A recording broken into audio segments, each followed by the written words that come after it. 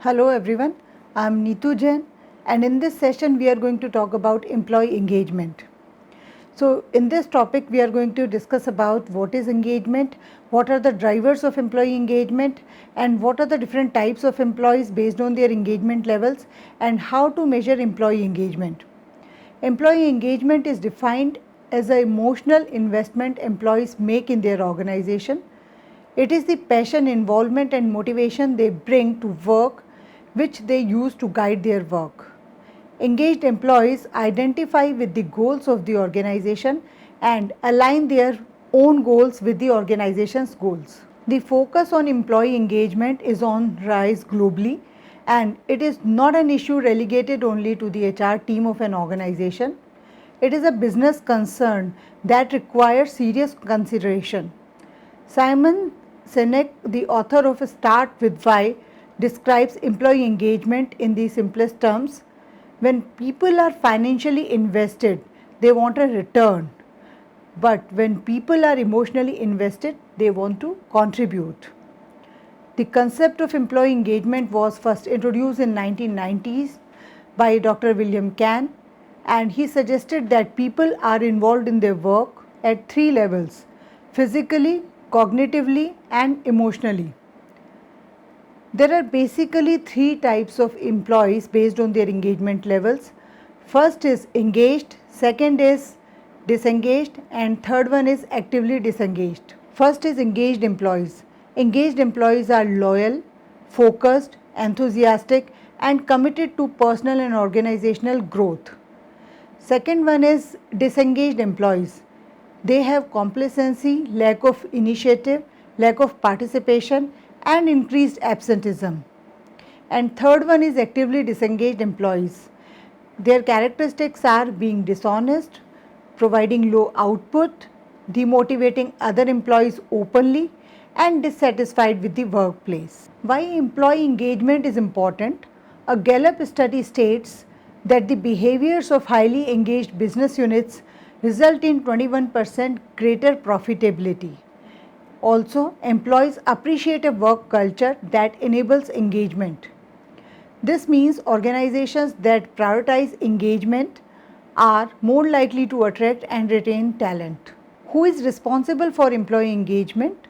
The onus of planning engagement activities and executing them is not on HR alone anymore.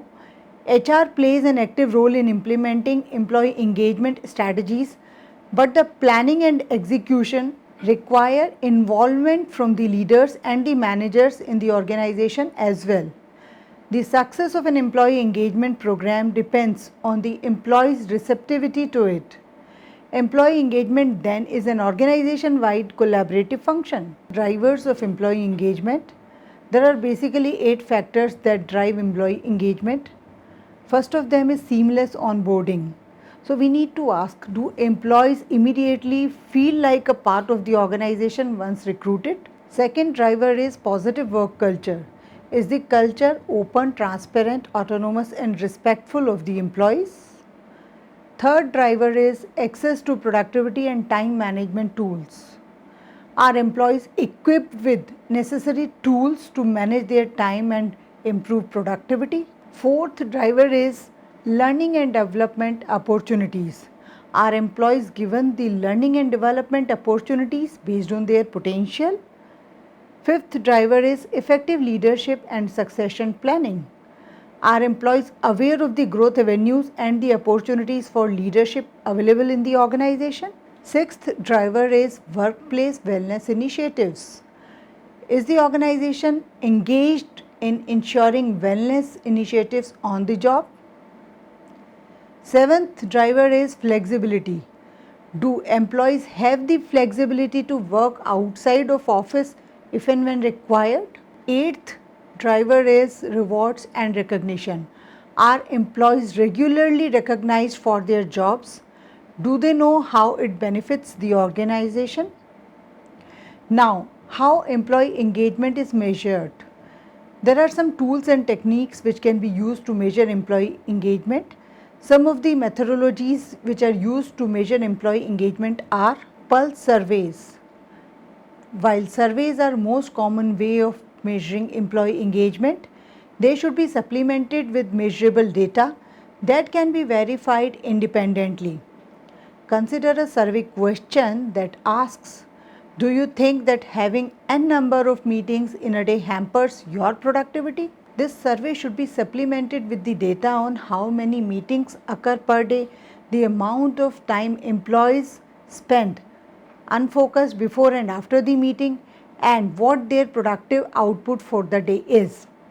This data, along with the survey responses, can then be used to identify what the actual effect of having a certain number of meetings every day is. Second method is sentiment analysis.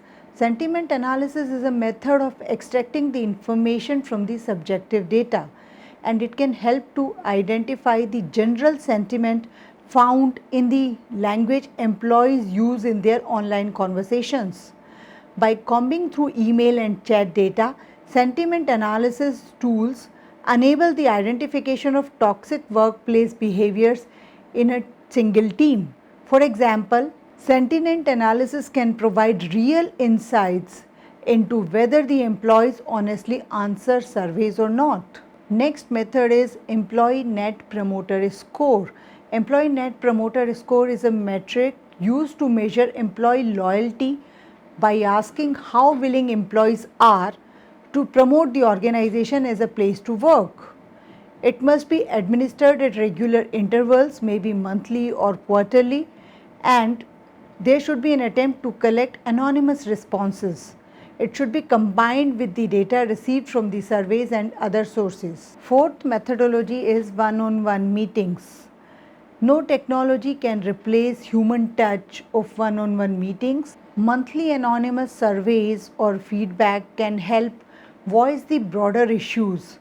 For more specific personal issues, one-on-one meetings are an excellent way for managers to identify the general mood of the employees. Next method is stay or exit interviews.